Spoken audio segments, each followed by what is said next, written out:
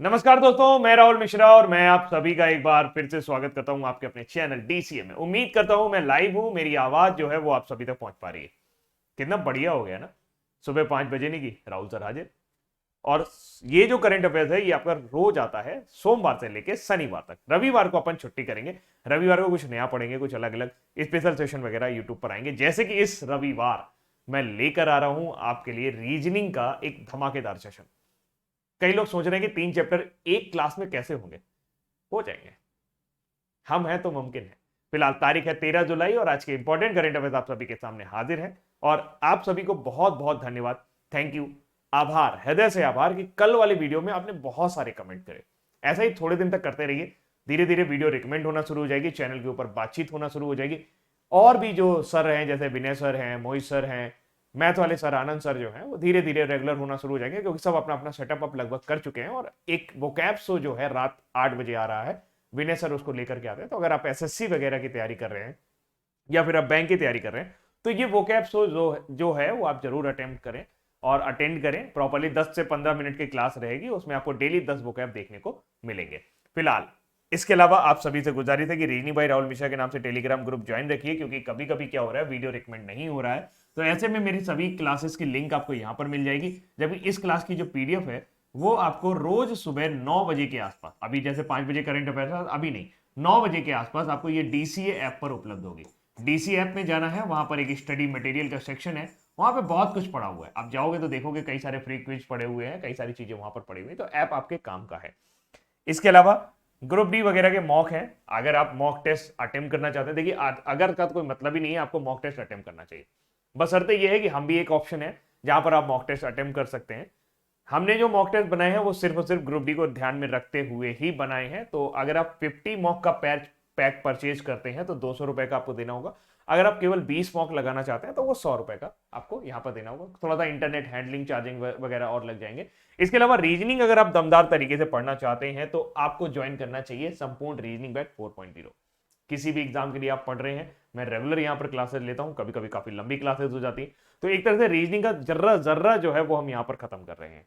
इसके अलावा 7,000 क्वेश्चन की पीडीएफ जो है वो भी आपको ऐप पर उपलब्ध है, वो आपको इस बैच के अंदर मिल जाएगी, आपको अलग से लेने की जरूरत नहीं है।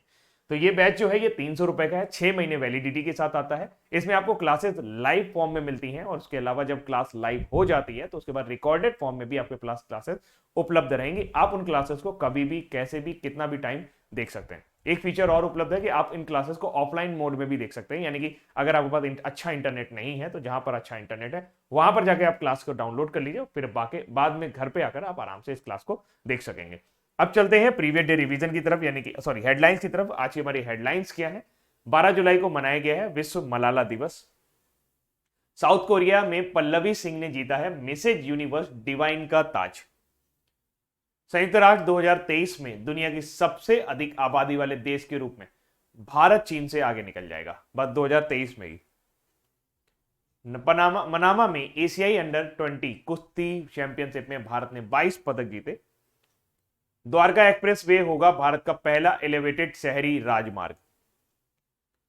94 वर्षीय भगवानी देवी ने आपका फिनलैंड में जीता है WMA यानी कि वर्ल्ड मास्टर्स एथलेटिक्स चैंपियनशिप में स्वर्ण पदक। GM डी कुकेस यानी ग्रैंड मास्टर डी कुकेस ने गिजोन शतरंज मास्टर्स का खिताब जीत लिया है। और रर्बन मिशन की डेल्टा रैंकिंग में झारखंड देश में अव्वल बना जून के महीने के लिए। इंटरपोल के आईसीएसई डेटाबेस में शामिल होने वाला 68वां देश बना है भारत। पहली I2U2 लीडर्स वर्चुअल समिट में भाग लेंगे प्रधानमंत्री मोदी। अंगोला के पूर्व राष्ट्रपति जोस डॉस सेंटेंस का अभी हाल ही में निधन हो गया। कुछ नहीं तो ना सही, मगर वो नहीं जो मुझे मंजूर नहीं। ये लाइनें बहुत ज्यादा पावरफुल लाइनें हैं। पावरफुल लाइनें इसलिए कि इन लाइनों का मतलब यह है कि मैं आपको मोटिवेट करना चाहता हूं। कभी कभी आपके जीवन में कुछ ऐसे क्षण आएंगे जब आपको अपने आत्मसम्मान से समझौता करना पड़ेगा। आते हैं, हर किसी के जीवन में आते हैं। जब आप जॉब में जाएंगे या किसी के अंडर में काम कर रहे होंगे तो एक क्षण ऐसा आएगा जब आपको लगेगा या तो मैं आत्मसम्मान की रक्षा कर लूं या तो मैं पैसों की रक्षा कर लूं। तो अगर आपके पास इस तरीके का विकल्प आए, कभी भी कभी भी आपके पास एक विकल्प के तौर पे आत्मसम्मान हो और उसकी दूसरी तरफ कोई और चीज हो, तो हमेशा आत्मसम्मान को चुनिएगा। क्योंकि अगर आत्मसम्मान खत्म हो जाएगा तो आप रीढ़ विहीन व्यक्ति की तरीके हो जाएंगे। आपका खुद का कोई स्टैंड नहीं रहेगा। आप जब चाहेंगे, जब भी आपके पास स्टैंड नहीं होगा, जब भी आपको कोई चाहेगा तो वो अपने हिसाब से आपको मॉडिफाई कर लेगा, और ऐसी स्थिति में आप वो कभी हासिल नहीं कर पाएंगे जो आप हासिल करना चाहते हैं। इसीलिए आत्मसम्मान का रक्षा करना सबसे बड़ा धर्म होता है। किसी भी व्यक्ति को अपने आत्मसम्मान की रक्षा सबसे पहले करनी चाहिए। कभी कभी क्या होता है, हम छोटे थोड़े से फायदे के लिए सोचते हैं यार ठीक है यार उसने बोल दिया तो क्या दिक्कत है, अब क्या है, हम क्या करते हैं अपने आप को दबा लेते हैं। कभी ऐसा मत करिए, क्योंकि अगर आप एक बार दबाना शुरू करेंगे ना तो ये बिल्कुल उसी तरीके से होता है जैसे नशा आदमी कैसे शुरू करता है। कोई भी व्यक्ति नशा कैसे शुरू करता है, सोचता है यार एक ही बार तो करना है, फिर नहीं करूंगा, मेरे अंदर मेरा कंट्रोल है।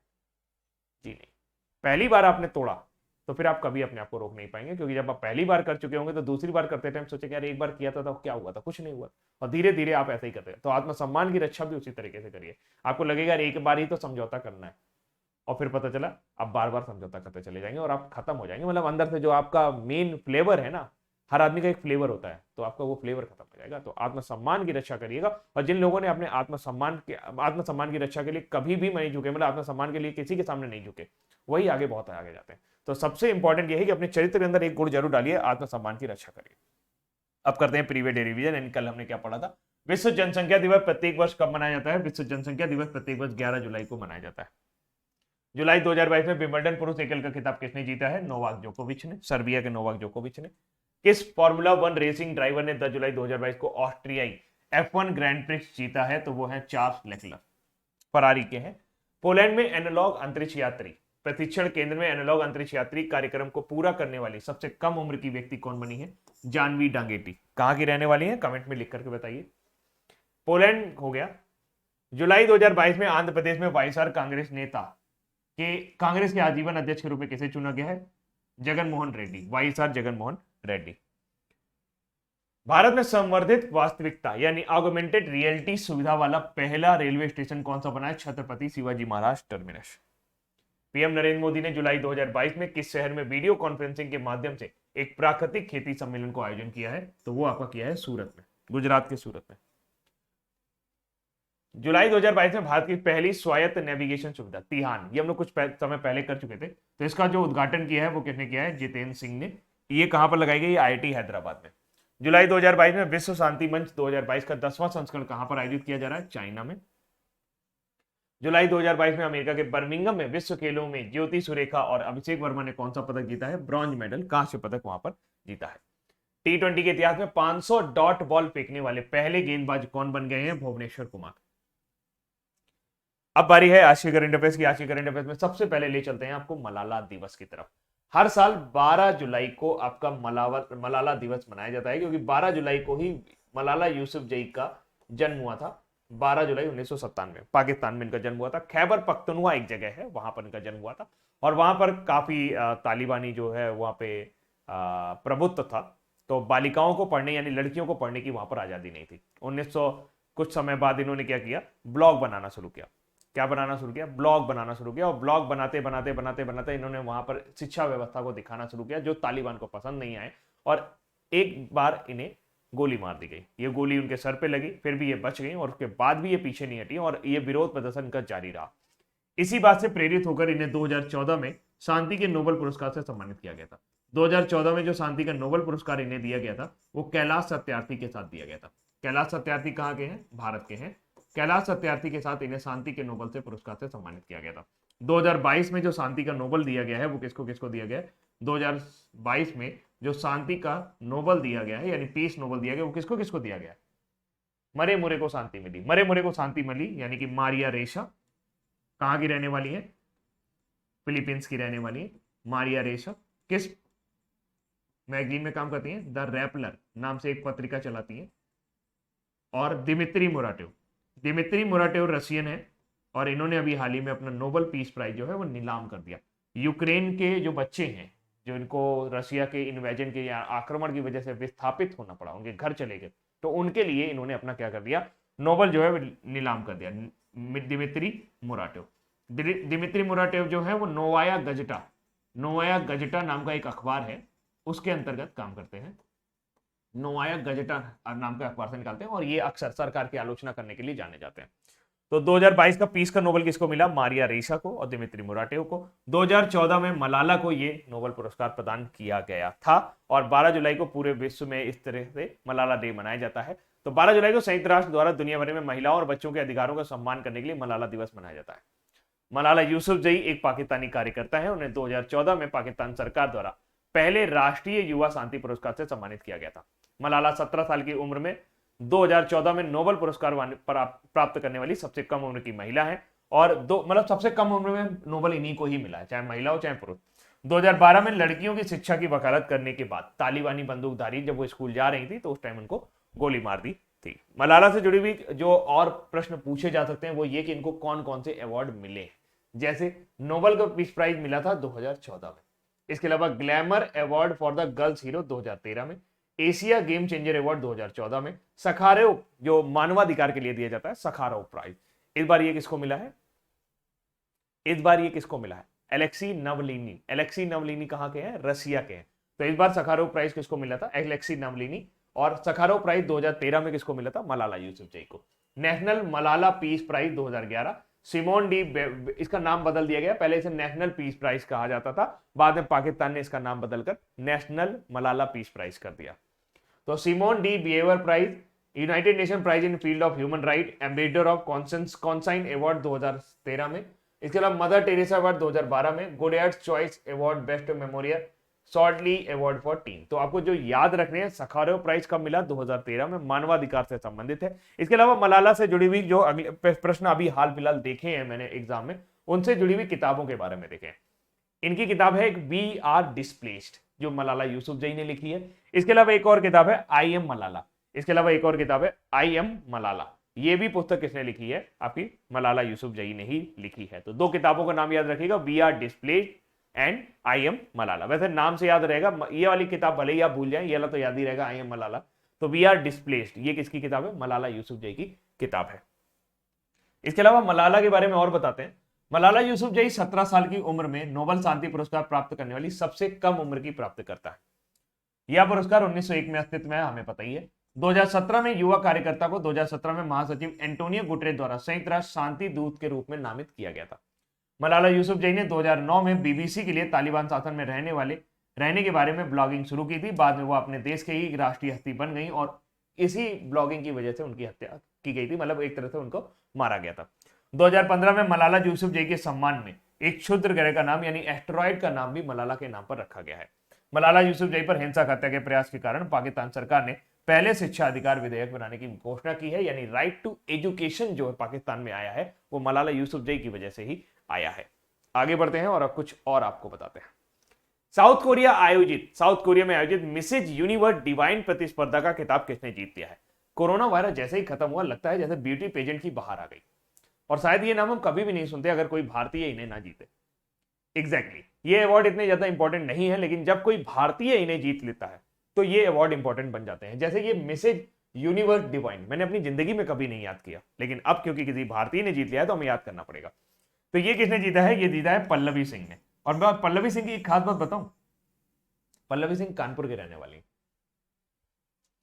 तो फिलहाल दक्षिण कोरिया में आयोजित विश्व स्तरीय मिसेज यूनिवर्स डिवाइन प्रतिस्पर्धा में पल्लवी सिंह ने खिताब अपने नाम किया है। साउथ कोरिया में आयोजित इस मिसेज यूनिवर्स कॉन्टेस्ट में 110 देशों ने भागीदारी की। साउथ कोरिया के योसू शहर में इसे आयोजित किया गया 22 से 23 जून के दौरान, और इस प्रतियोगिता का आयोजन किया गया। उत्तर प्रदेश के कानपुर में जन्मी पल्लवी सिंह ने 2020 में जयपुर में आयोजित मिसेज इंडिया 2021 में तथा Mrs India she is India संस्था के जरिए आयोजित एशिया स्तर की प्रतियोगिता में मिसेज इंडो एशिया यूनिवर्स का भी खिताब जीता था।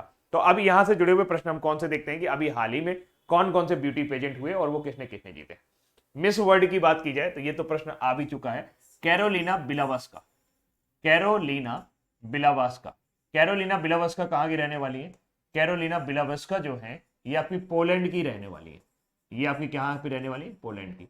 और अभी हाल ही में इन्होंने कौन सा किताब जीता है? मिस वर्ल्ड 2021 का किताब जीता है। देखिए दो पेजेंट होते हैं, मतलब दो प्रतियोगिताएं होती है। पेजेंट का मतलब सौंदर्य प्रतियोगिताएं। दो पेजेंट होते हैं, एक होता है मिस वर्ल्ड और एक होता है मिस यूनिवर्स। सबसे पुराना जो ब्यूटी पेजेंट है वो है आपका मिस वर्ल्ड, सबसे लोकप्रिय जो है वो मिस यूनिवर्स। तो मिस वर्ल्ड जो है ये यूके द्वारा कराया जाता है। ये यहीं यूनाइटेड किंगडम द्वारा कराया जाता है। अब यूके वाले करा रहे थे तो बोले हम क्या पीछे रहे, तो यूएसए वालों ने 1951 में आपका मिस वर्ल्ड शुरू हुआ था और अगले साल 1952 में आपको मिस यूनिवर्स शुरू हो गया। मिस यूनिवर्स यूएसए द्वारा करवाया जाता है। मिस अर्थ की बात की जाए तो destiny Wagner, destiny Wagner, destiny Wagner, destiny Wagner ने इस साल का 2021 का खिताब जीत रखा है। ये बेलीज एक छोटा सा अफ्रीकी देश है, वहां से संबंधित है। मिस यूनिवर्स ये हरनाज संधू, हरनाज संधू इस बार किसने जीता है, भारतीय हरनाज संधू ने ये खिताब जीता है। हरनाज संधू जो है ये पाकिस्तान पंजाब प्रांत के गुरदासपुर की रहने वाली है। कहां के रहने वाली है, गुरदासपुर की रहने वाली है। अब देखिए इनके बारे में एक और जानकारी आपको रखनी चाहिए कि मिस यूनिवर्स 2021 का कौन सा संस्करण हरनाज संधू ने जीता था, पता है, नहीं पता, मैं बताता हूं। 70वां संस्करण जीता था। कौन सा संस्करण जीता था, 17th एडिशन जो है वो इन्होंने जीता था। क्वेश्चन को थोड़ा सा डिटेल में पढ़ना बहुत ज्यादा आवश्यक हो जाएगा। तो गुरदासपुर पंजाब की रहने वाली है, 70वां एडिशन जीता था। Vaidehi Dongre Miss India USA चुनी गई थी।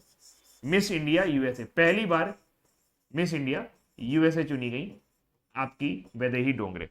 अक्षता प्रभु, अक्षता प्रभु, अक्षता प्रभु की अगर हम बात करें तो इनको चुना गया था Miss MS International World, MS सुसरी International World, MS International World, International World, International world.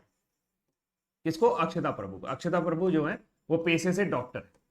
आगे आते हैं मिस ट्रांस ग्लोबल, ये सुना जा सकता, पूछा जा सकता है, पहली बार भारतीय ने जीता है, श्रुति सितारा, श्रुति सितारा, श्रुति सितारा ने ये अवार्ड जीता था। इसके अलावा Mrs India world 2022, Mrs India world 2022 अभी हाल ही में चुनी गई सरगम कौशल।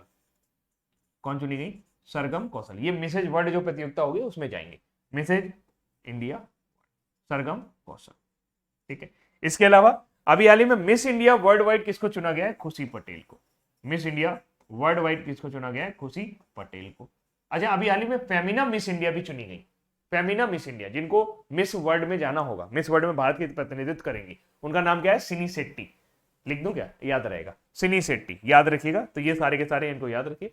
Miss World Karolina Bielawska, Miss Earth Destiny Wagner Belize की, मिस यूनिवर्स हरनाज संधू गुरदासपुर पंजाब से, Vaidehi Dongre Miss India USA, Akshata Prabhu Miss MS International World 2021, Miss Trans Global Shruti Sitara, और Mrs India world 2022 Sargam Kaushal, और Miss India worldwide, worldwide अलग है, ये आपकी कौन हो गई, खुशी पटेल। और मिस इंडिया वर्ल्ड कौन चुनी गई है, सिनी शेट्टी, सिनी शेट्टी कर्नाटक की रहने वाली है, उनको चुना गया। आगे बढ़ते हैं और एक खतरनाक खबर की ओर रुख करते हैं। इस खबर में लिखा हुआ है कि 2023 तक भारत जो है वो दुनिया का सबसे ज्यादा आबादी वाला देश हो जाएगा। बात तो कठिन है भाई, हो तो जाएंगे। अभी आपको पता होगा कि चाइना की जो ग्रोथ रेट है, पॉपुलेशन ग्रोथ रेट है, वो लगातार डिक्रीज हो रही है, यानी कि चाइना में घटती जनसंख्या है, जबकि भारत में क्या है, बढ़ती जनसंख्या है।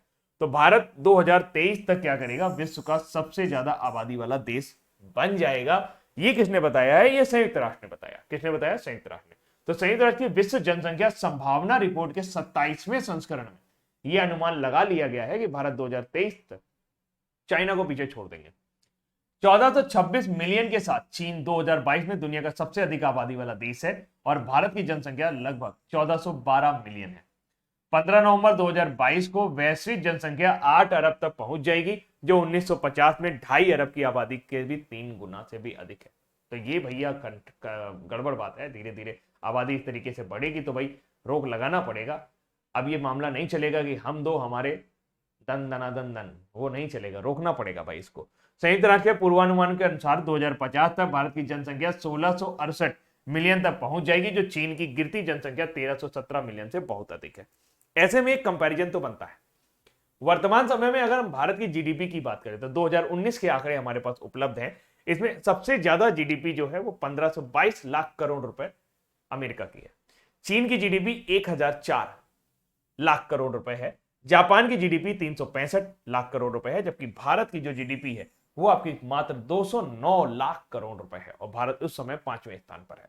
जीडीपी की बात करें या इकोनॉमी की बात करें तो धीरे धीरे हम आगे बढ़ते चले जाएंगे। भारत में जो प्रति व्यक्ति आय है, जिसे औसत आय भी कहा जाता है, वो $1900 है, वो $1900 है और ये बाकी देशों की तुलना में बहुत कम है। तो ऐसे में भारत जो है उसके और ज्यादा गरीब होने के चांसेस बनते चले जा रहे हैं। फिर भी इंडियन इकोनॉमी जिस तरीके से ग्रोथ कर रही है उस तरीके से कहा जा सकता है कि विश्व की तीसरी सबसे बड़ी अर्थव्यवस्था बन जाएगा 2031 तक।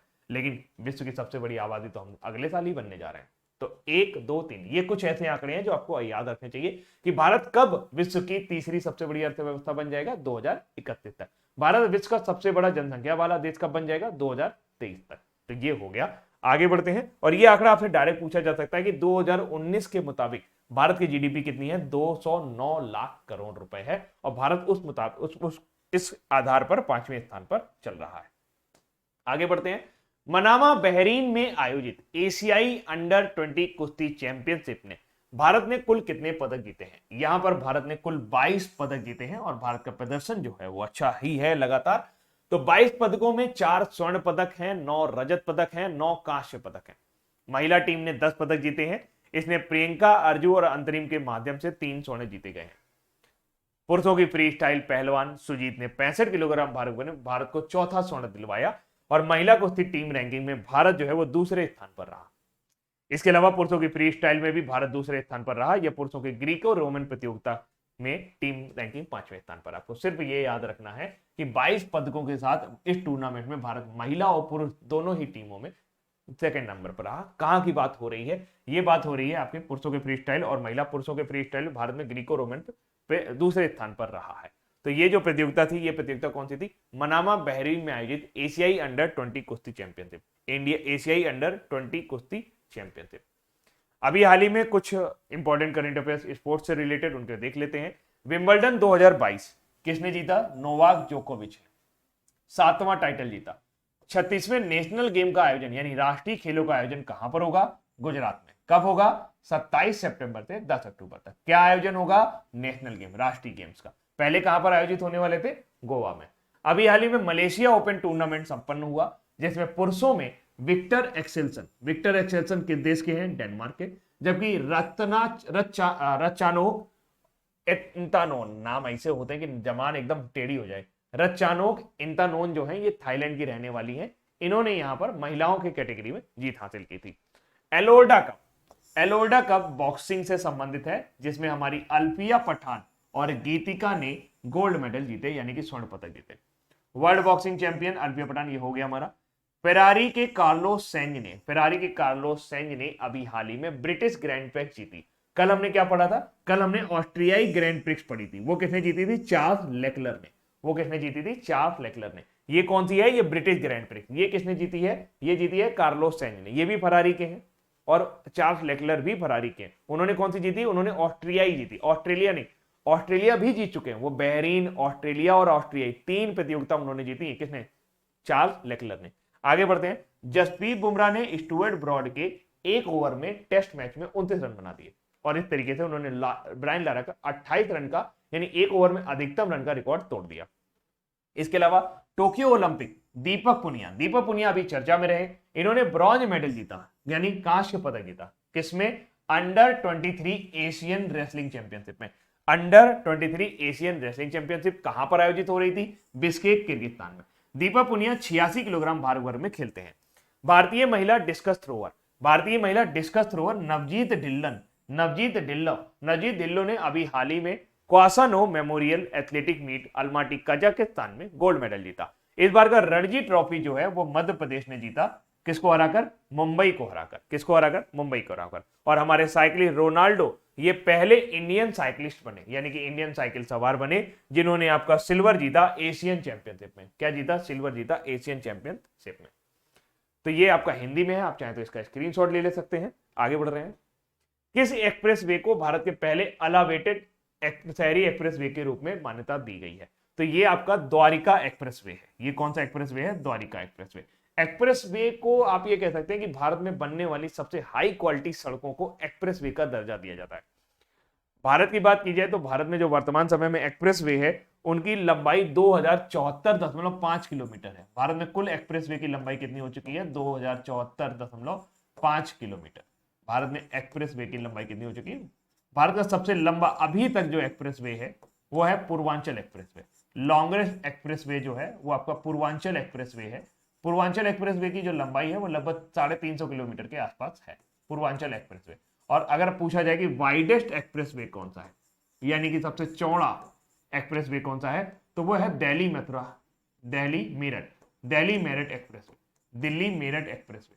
दिल्ली मेरठ एक्सप्रेसवे जो है ये आपका 14 लेन का हाईवे है। कितने लेन का एक्सप्रेसवे है? 14 लेन, यानी कि इसमें 14 लेन आपको देखने को मिलेंगी। तो पूर्वांचल एक्सप्रेसवे जो है वो 340.8 किलोमीटर लंबा है, 340.8 किलोमीटर लंबा हो गया। तो ये अभी देश का सबसे लंबा एक्सप्रेसवे है। इसके अलावा गंगा एक्सप्रेसवे की बात करें तो गंगा एक्सप्रेसवे अभी निर्माणाधीन है। इसको 594 किलोमीटर का बनाया जा रहा है। कहां से बनाया जा रहा है? 594।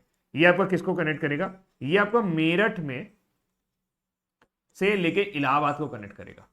मेरठ से इलाहाबाद को कनेक्ट करेगा, मेरठ से इलाहाबाद को कनेक्ट करेगा। कौन सा? गंगा एक्सप्रेसवे। और एक बार बन जाने के बाद ये विश्व का नहीं, भारत का सबसे बड़ा एक्सप्रेसवे होगा। इसके अलावा बुंदेलखंड एक्सप्रेसवे, जिसका उद्घाटन अभी हाल ही में हमारे प्रधानमंत्री 16 जुलाई को करने वाले हैं। कौन सा एक्सप्रेसवे? बुंदेलखंड एक्सप्रेसवे, जिसका उद्घाटन अभी हाल ही में हमारे प्रधानमंत्री करने वाले हैं। उत्तर प्रदेश की बात की जाए तो वर्तमान समय में उत्तर प्रदेश जो है वो अकेला ऐसा राज्य है जहां पर 13 एक्सप्रेसवे हैं। कितने एक्सप्रेसवे हैं? 13 एक्सप्रेसवे, जिसमें से 7 जो है वो वर्किंग कंडीशन में है और 6 अभी क्या है? कंस्ट्रक्शन फेज में। 6 बनेंगे। तो उत्तर प्रदेश देश का पहला राज्य ऐसा है जहां पर 13 एक्सप्रेसवे हैं। कौन सा राज्य ऐसा है जहां पर सबसे ज्यादा एक्सप्रेसवे हैं? 13 एक्सप्रेसवे हैं। लेकिन अगर आपसे पूछा जाए कि सड़कों की लंबाई सबसे ज्यादा कहां है, तो याद रखिएगा महाराष्ट्र में सबको सड़कों की लंबाई सबसे ज्यादा है। सड़कों का सबसे ज्यादा घनत्व किस राज्य में है? सड़कों का सबसे ज्यादा घनत्व केरल राज्य में।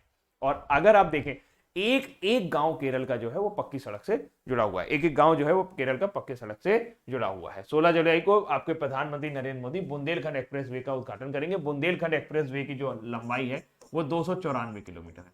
बुंदेलखंड एक्सप्रेसवे की जो लंबाई है वो कितनी है? 294 किलोमीटर है। 294 किलोमीटर है बुंदेलखंड एक्सप्रेसवे की जो लंबाई है, 294 किलोमीटर है। ठीक है, इसको याद रखिएगा।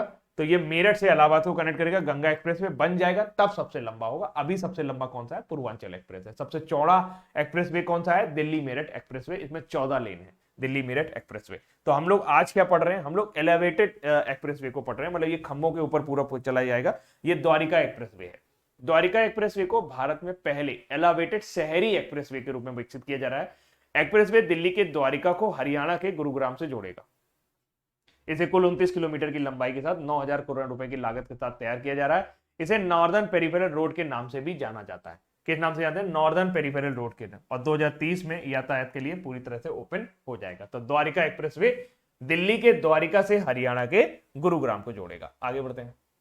फिनलैंड में 2022 में विश्व मास्टर एथलेटिक चैंपियनशिप में 94 साल की, मतलब age there is no age no bar, 94 वर्षीय भगवानी देवी ने 100 मीटर स्प्रिंट में गोल्ड मेडल जीता। इसके अलावा इन्होंने चक्का फेंक में भी कांस्य पदक हासिल किया। ये क्या होता है? World master athletic. देखिए, वर्ल्ड मास्टर एथलेटिक जो है ये हर 2 साल में आयोजित की जाती है।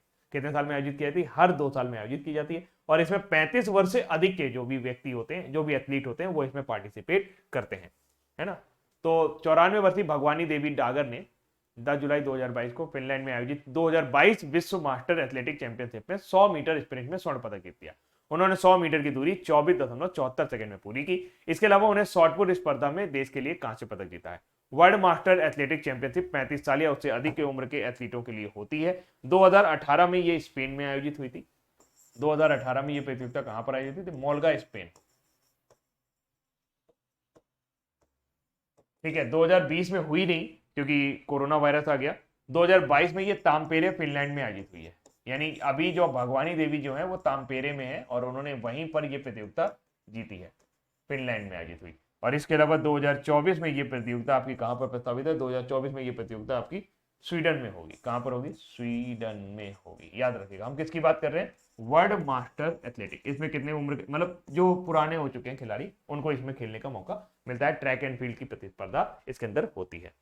आगे बढ़ते हैं। हाल ही में किस भारतीय ग्रैंड मास्टर ने ब्राजील के जीएम अलेक्जेंडर पियर को हराकर गिजोन स्वतंत्र मास्टर जीत लिया है? तो यह है डी गुकेश। डी गुकेश जो है उन्होंने ये खिताब जीत लिया। चेस से मुझे याद आया कि आप जानते हैं कि चेस किस कंट्री ने ओरिजिनेट किया था? चलो तब तक सोचो, मैं तब तक आपको और कुछ बताता हूं। AICF, all India chess federation. All India chess federation जो भारत में चेस के लिए पूर्ण निकाय है, इसका मुख्यालय कहां पर है? इसका मुख्यालय चेन्नई में। इसका मुख्यालय कहां पर है? चेन्नई में। ठीक है, अभी हाल ही में फिडे ओलंपियाड जो है उसका आयोजन कहां पर किया जाएगा? इसका आयोजन फिडे ओलंपियाड यानी कि विश्व शतरंज चैंपियनशिप एक तरह से आप कह सकते हैं, तो इसका आयोजन कहां पे किया जाएगा? आपका चेन्नई में किया जाएगा। पहली बार भारत जो है वो फिडे का टूर्नामेंट आयोजित करवा रहा है, याद रखिएगा, फिडे ओलंपियाड आयोजित करवा रहा है। और इसका जो मस्कट बनाया गया वो बनाया गया थम्बी को। थम्बी क्या है? इसका मस्कट क्या बनाया गया? थम्बी को बनाया गया। थम्बी क्या है? एक घोड़ा है और जो हाथ जोड़ते हुए नजर आ रहा है, और थम्बी का मतलब होता है छोटा भाई, ये वनक्कम करते हुए नजर आ रहा है। तमिलनाडु के चेन्नई में आयोजित किया जाएगा। AICF all India chess federation के वर्तमान समय में जो हेड है वो है संजय कपूर। इसके हेड कौन है? संजय कपूर।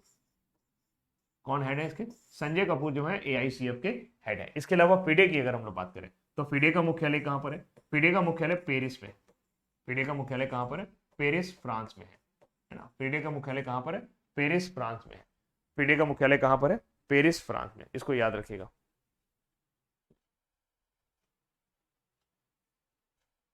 ठीक है। अर्काडी डॉर्कोविच, अर्काडी डॉर्कोविच, अर्काडी डॉर्कोविच, अर्काडी डॉर्कोविच जो है वो वर्तमान समय में फिडे के हेड है। और क्या शतरंज के बारे में बता सकते हैं? शतरंज के बारे में अगर देखा जाए तो पिछले कुछ समय से जो क्वेश्चन पूछे जा रहे हैं वो ग्रैंड मास्टर से जुड़े हुए पूछे जा रहे हैं। अभी हाल ही में आपके भारत के पास कितने ग्रैंड मास्टर हो गए? 74।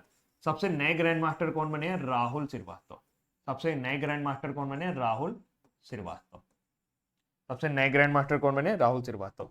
इससे पहले 73वें ग्रैंड मास्टर कौन बने थे? भारत सुब्रमण्यम। बीएस लिख दो, याद रहेगा, भारत सुब्रमण्यम। 72 नंबर पर कौन बने थे? मित्रवा गुहा। 72 नंबर पे कौन बने थे? मित्रवा गुहा। ठीक है। और 71 नंबर पे कौन बने थे? संकल्प गुप्ता। 71 नंबर पे बने थे संकल्प गुप्ता। इसके बाद और 70 नंबर पे कौन बने? 70 नंबर पे बने थे आर राजा ऋत्विक। आर राजा ऋत्विक। ठीक। और 69 नंबर पे हर्षित राजा। ये हर्षित राजा वाला जो प्रश्न है वो अभी हाल ही में एनटीपीसी ने पूछा था कि 69वें ग्रैंड मास्टर कौन बने? हर्षित राजा। इसके अलावा अभी आपको याद होगा आर प्रज्ञानंदा ने विश्व के number 1 chess player Magnus Carlsen को हरा दिया, ये तो पता होगा। लेकिन किस टूर्नामेंट में हराया? Air things tournament. याद रखिएगा, एयर थिंग्स टूर्नामेंट में हराया था। कौन से टूर्नामेंट में हराया था मैग्नस कार्लसन को? Air things masters tournament. Air thing masters tournament में किसने हराया था? आर प्रज्ञानंदा ने किसको हराया था? आपके मैग्नस कार्लसन को हराया था। मैग्नस कार्लसन को विश्व का नंबर 1 खिलाड़ी अभी हाल ही में माना जाता है। भारत के पहले ग्रैंड मास्टर कौन थे? विश्वनाथन आनंद थे। और विश्वनाथन आनंद ही वो पहले व्यक्ति थे जिनको पहली बार राजीव गांधी खेल रत्न पुरस्कार से सम्मानित किया गया था। यानी राजीव गांधी खेल रत्न पुरस्कार पाने वाले पहले व्यक्ति कौन थे? विश्वनाथन आनंद थे। दूसरे ग्रैंड मास्टर कौन थे? दूसरे ग्रैंड मास्टर आपके दिव्येंदु बरुआ थे। एस विजयलक्ष्मी जो है वो भारत की पहली वीमेन ग्रैंड मास्टर थी। अभी हाल ही में प्रियंका नोटक्की जो है वो नई वीमेन ग्रैंड मास्टर बनी है। प्रियंका नोटक्की जो है वो नई वीमेन ग्रैंड मास्टर बनी है। ठीक है, याद रखेंगे। चलो आगे बढ़ते हैं। तो भारतीय ग्रैंड मास्टर डी गुकेश ने ब्राजील के जीएम अलेक्जेंडर फियर को हराकर गिजॉन शतरंज मास्टर जीत लिया। यह उनका इस साल का चौथा खिताब है। उन्होंने स्पेन में 14वां गिजॉन सिटी क्लोज टूर्नामेंट जीतने के लिए 8 अंक स्कोर किए। स्पेन के मास्टर पेड्रो एंटोनियो गिंस 6 अंकों के साथ तीसरे स्थान पर रहे। डी गुकेश ने 9वें और आखिरी दौर में क्यूबा के जीएम मार्टिनेज जुवानी के साथ अपना मैच ड्रॉ किया और इस जीत के साथ ग्रैंड मास्टर डी गुकेश 2693 की FIDE रेटिंग पर पहुंच गए हैं। इंटरपोल के अंतरराष्ट्रीय बाल यौन शोषण डेटाबेस में शामिल होने वाला 68वां देश कौन सा बन गया है? इसका क्या मतलब हुआ?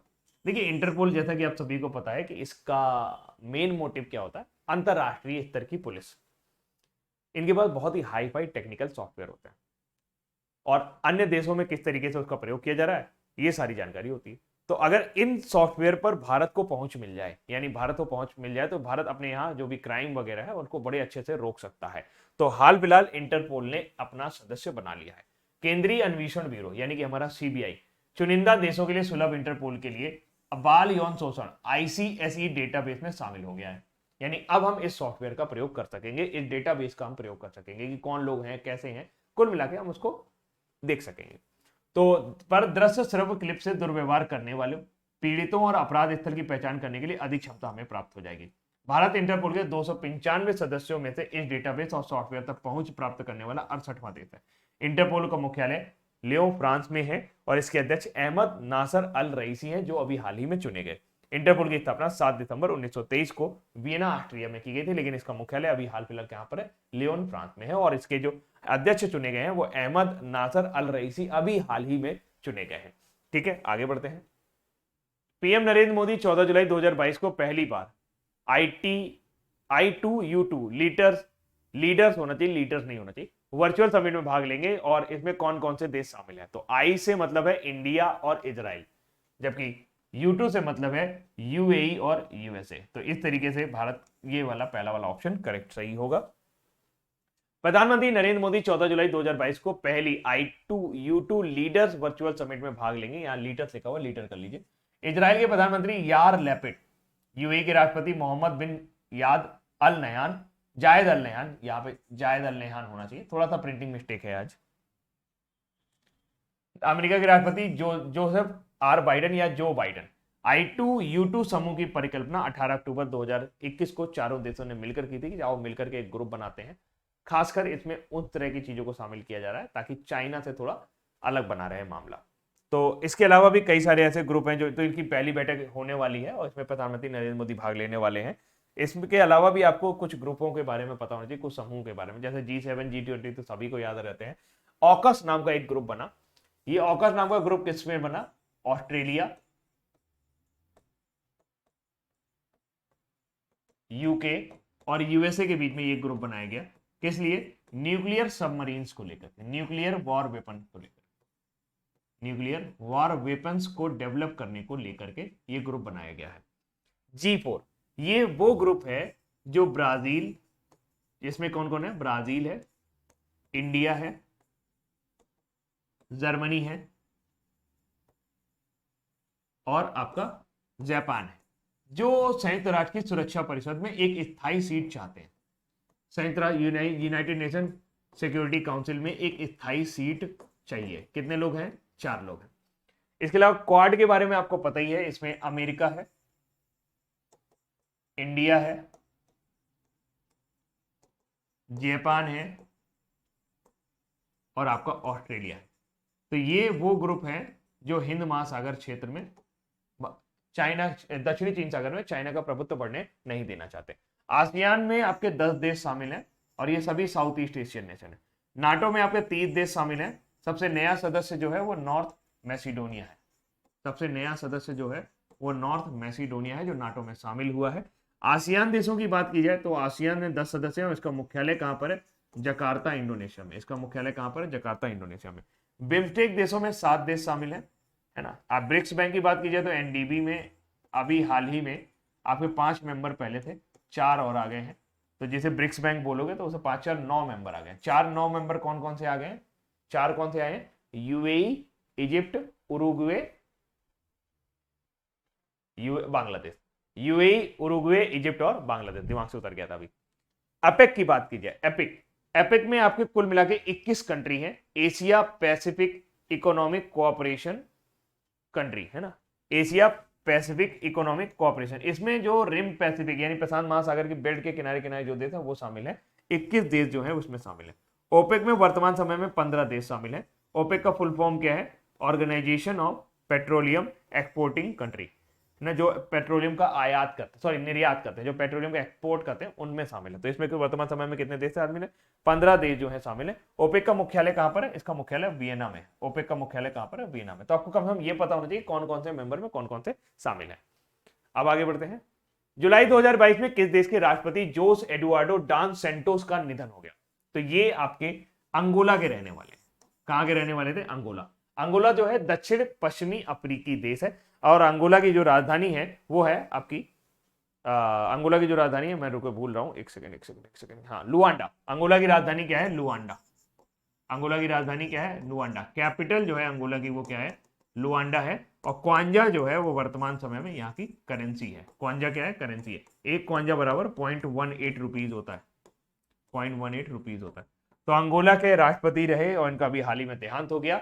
अंगोला के सबसे लंबे समय तक कार्यरत राष्ट्रपति जोस एडुआर्डो डांस सेंटोस का 8 जुलाई 2022 को 79 वर्ष की आयु में निधन हो गया। वह 1979 से 2017 तक अंगोला के राष्ट्रपति रहे। 1979 में अंगोला के पहले राष्ट्रपति अगस्टेनो नेटो के मेत्रो के बाद सेंटोस 37 वर्ष की आयु में राष्ट्रपति बने थे। वाओ, उन्होंने अफ्रीका के सबसे लंबे गृह युद्ध लड़ा और अफ्रीका को एक प्रमुख तेल उत्पादक देश बनाया।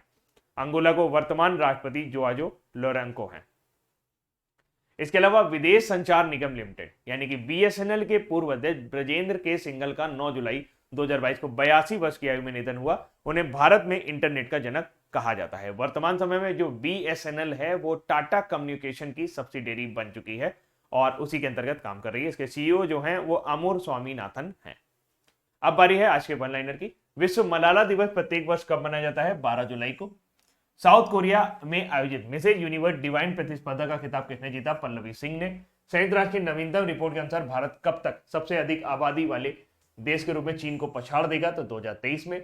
मनामा बहरीन में आयोजित एशियाई अंडर 20 कुश्ती चैंपियनशिप में भारत ने कुल कितने पदक जीते हैं? 22 पदक जीते हैं। किस एक्सप्रेसवे को भारत के पहले एलिवेटेड शहरी एक्सप्रेसवे के रूप में डेवलप कर रहे हैं? द्वारका एक्सप्रेसवे को कर रहे हैं। फिनलैंड 2022 में विश्व मास्टर एथलेटिक चैंपियनशिप में 94 वर्षीय भगवानी देवी ने 100 मीटर स्प्रिंट में कौन सा पदक जीता है? स्वर्ण पदक। हाल ही में किस भारतीय ग्रैंड मास्टर ने ब्राजील के जीएम यानी ग्रैंड मास्टर अलेक्जेंडर फियर को हराया है? और गियोन शतरंज मास्टर जीता है डी गुकेश। श्यामा प्रसाद मुखर्जी रोडबन मिशन योजना के तहत जून महीने के, केवल जून महीने के लिए है, तो इसको याद करने की इतनी आवश्यकता नहीं है। आप इन्हें स्किप कर सकते हैं, मैंने डिटेल में नहीं लिया है, फिर भी झारखंड याद रखेगा। इंटरपोल अंतरराष्ट्रीय बाल यौन शोषण डेटाबेस में शामिल होने वाला 68वां देश कौन सा बन गया है? भारत। पीएम नरेंद्र मोदी ने 14 जुलाई 2022 को पहली बार I2U2 लीडर वर्चुअल समिट में भाग लेंगे। इसमें कौन कौन से देश हैं? तो भारत, इजराइल, यूएई और यूएसए। जुलाई 2022 में किस देश के राष्ट्रपति जोस एडुआर्डो डॉन सेंटेंस का निधन हो गया? अंगोला। कल मैंने आपसे एक प्रश्न पूछा था, नहीं कुछ नहीं पूछा था। आज का प्रश्न है, एक लेखक और बुद्धिजीवी राज नारायण बसु का नाम भारत में के निम्नलिखित में से किस नोबेल पुरस्कार विजेता से जुड़ता है? मतलब इनका संबंध किससे है? राज नारायण बसु का संबंध किससे है? अमर सेन से, रविन्द्रनाथ टैगोर से, सीवी रमन से या एस चंद्रशेखर से? तो ये आपको वीडियो के कमेंट सेक्शन पर लिखकर बताना है। और आज के लिए हम लोग इतना ही रखते हैं। तो अभी के लिए इतना ही। रीजनिंग बैच ज्वाइन करिए, ग्रुप डी के मॉक परचेज करिए, करंट अफेयर्स की पीडीएफ डाउनलोड करिए और ये सब करते हुए आगे बढ़ते रहिए। अभी के लिए इतना ही रखते हैं। Thank you so much, bye bye, take care. उम्मीद करते हैं कि ये करंट अफेयर्स आपको पसंद आया होगा। नहीं पसंद आया होगा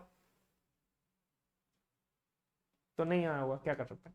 फिलहाल पसंद करना ही पड़ेगा। लाइक जरूर कर दीजिएगा वीडियो को और शेयर जरूर कर दीजिएगा। ठीक है, बाय बाय, टेक केयर।